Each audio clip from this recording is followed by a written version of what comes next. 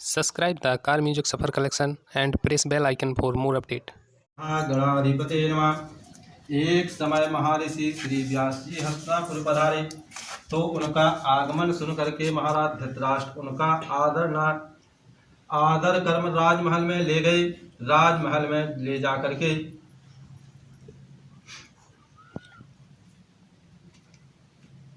व्यास जी को स्वर्ण सिंहासन पर विराजमान कर चरणों दगले उनका पूजन किया।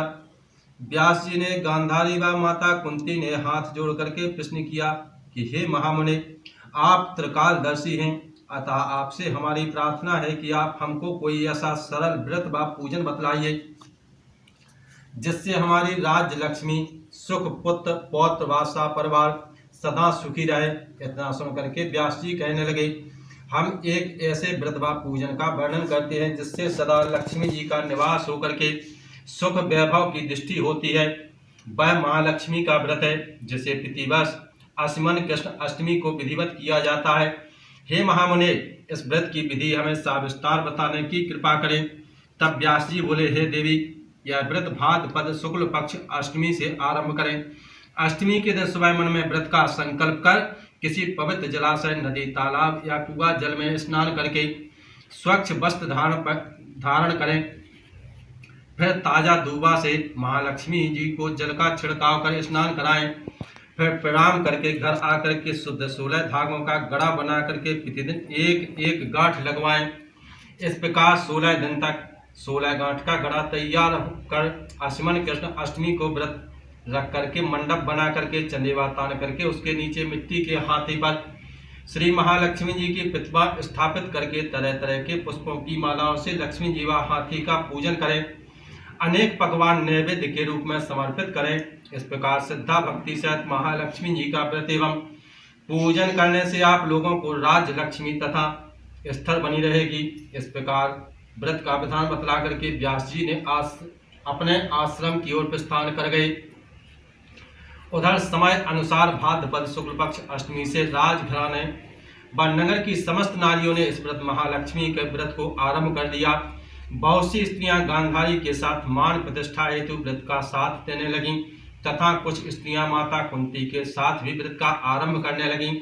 इस प्रकार गांधारी द्वारा कुंती के कुछ द्वेष भाव चलने लगा। ऐसा होते होते जब 15 दिन समाप्त होकर के 16वां दिन आसमन कृष्ण अष्टमी का आया, उस दिन प्रातः काल से ही नगर की स्त्रियों ने उत्सव मनाना शुरू कर दिया और सभी नर नारी राजमहल में गांधारी के यहाँ आकर के तरह तरह के महालक्ष्मी के मध्यम, महालक्ष्मी के मंडप और मिट्टी के हाथी बनाने लगे। सभा में बड़ी तैयारियां होने लगी और गांधारी ने नगर की सभी प्रतिष्ठित स्त्रियों के लिए सेवक भिजवाए, पर माता कुंती को नहीं बुलाया गया और न कोई सूचना उत्सव में शामिल होने की दी गई। राजमहल में तरह तरह के उत्सव बाधों की ध्वनि गूंजने लगी। सारे हस्तिनापुर में खुशी मनाई गई। उधर माता कुंती ने अपना अपमान समझ करके बड़ा रंज मनाया और व्रत की तैयारी न की। इतने में महाराज युधिष्ठिर, अर्जुन, भीम, नकुल सहदेव पांचों पांडव उपस्थित हुए।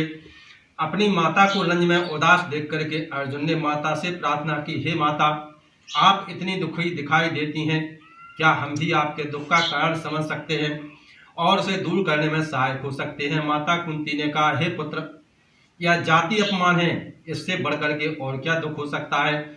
आज हमारे नगर में श्री महालक्ष्मी जी का व्रत का उत्सव मनाया जा रहा है और उस उत्सव में राज रानी गांधारी ने समस्त नगर की स्त्रियों को सम्मान के सहित बुलाया, परंतु हमसे द्वेष होने के कारण मुझे अपमानित करने के लिए उत्सव में नहीं बुलाया।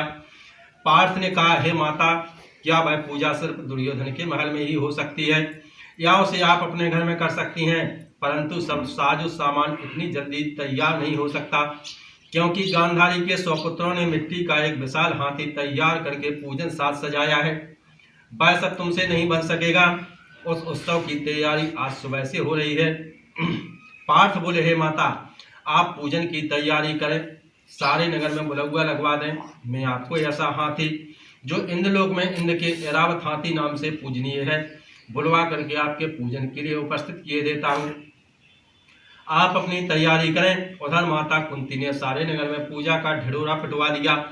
पूजा की विशाल तैयारी होने लगी।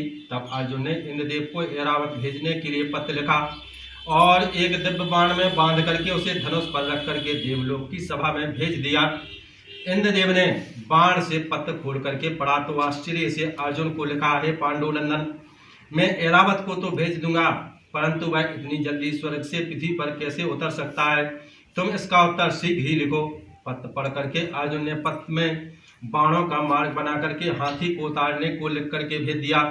इंद्र ने सारथी मातिर को तुरंत आज्ञा दी कि ऐरावत को पूर्ण रूप से सजा करके तुरंत हस्तिनापुर में उतार दो। तब महावत ने तरह तरह के साज सामान से ऐरावत को सजवाया और देवलोक को अंबर झूठ डाली गई। स्वर्ण की पालकी को रत्न जड़ित कलशों में बांधा गया, माथे में रत्न जड़ित जाली सजाई गई, पैरों में मणि जड़ित स्वर्ण के घुंघरू बांधे गए। उधर सारे नगर में शोर मच गया कि कुंती के घर इंद्र का ऐरावत हाथी स्वर्ग से पृथ्वी पर उतर कर पूजा जाएगा। इस समाचार को सुनकर के नगर के सभी नर नारी बालक वृद्ध की भीड़ एकत्रित होने लगी। गांधारी के महल में भी चहल पहल मच गई। नगर की स्त्रियां पूजन थाली लेकर के माता कुंती के भवन की ओर दौड़ करके आने लगी। देखते देखते सारा भवन पूजन करने वाली नारियों से ठसाठस भर गया। माता कुंती ने ऐरावत को खड़ा करने हेतु अनेक रंगों के चोक उड़वा करके रेशमी वस्त्र बिछवा दिए। हस्तिनापुरवासी तरह तरह की स्वागत तैयारी में फूल माला अबीर केसर हाथी के लिए पंक्तिबद्ध खड़े थे। उधर इंद्र की आज्ञा पा करके ऐरावत हाथी स्वर्ग से बनाई सड़क पर चल करके सने सने आकाश से पृथ्वी पर उतरने लगा, जिसके आभूषणों की ध्वनि नगरवासियों को आने लगी। ऐरावत के दर्शन होते ही सारे नर नारियों ने जय जयकार करना प्रारंभ कर दिया। सायंकाल के समय ऐरावत हाथी माता कुंती के भवन के चौक में उतर गया। तब सब नर नारियों ने पुष्पमाला अबीर केसर आदि चढ़ा करके उनका स्वागत किया। महाराज धौम पुरोहित द्वारा ऐरावत पर महालक्ष्मी जी की मूर्ति स्थापित करके वेद मंत्रों द्वारा पूजन किया गया। नगरवासियों ने भी लक्ष्मी पूजन का स्वागत करके ऐरावत की पूजा की। फिर अनेक प्रकार के पकवान लेकर के ऐरावत हाथी को खिलवाए गए। ऊपर से यमुना जी का सुंदर स्वादिष्ट जल पिलवाया गया। फिर तरह तरह के पुष्पों की ऐरावत पर वर्षा की गई। पुरोहित धौम द्वारा पुण्या स्वस्ति वाचन करके नारियों द्वारा महालक्ष्मी का विधि पूर्वक पूजन कराया गया। फिर वृत्त के डोरा के गड़ा में 16वीं गांठ लगा करके लक्ष्मी जी के सामने समर्पित किया। फिर ब्राह्मणों को पकवान मेवा मिठाई देकर के भोजन की व्यवस्था की गई। वस्त्र दिव्य स्वर्ण अन्न आभूषण देकर के नारियों ने महालक्ष्मी जी पर पुष्पांजलि अर्पित की। तत्पश्चात धौम पुरोहित द्वारा महालक्ष्मी जी का विसर्जन किया। फिर नारियों ने ऐरावत को विदा कर इंद्रलोक को भेज दिया। महाराज सूत जी ने कहा, हे ऋषियों, इस प्रकार जो स्त्रियां महालक्ष्मी जी का व्रत करती हैं, उनका घर लक्ष्मी जी की कृपा से सदा धन धान्य व मांगलिक वस्तुओं से परिपूर्ण रहता है तथा सदैव सब सुखों से भरपूर होकर के आनंद मंगल रहता है। बोलिए महालक्ष्मी महारानी की जय। चढ़ा दो हाथी पे जी, चावल चढ़ा दो।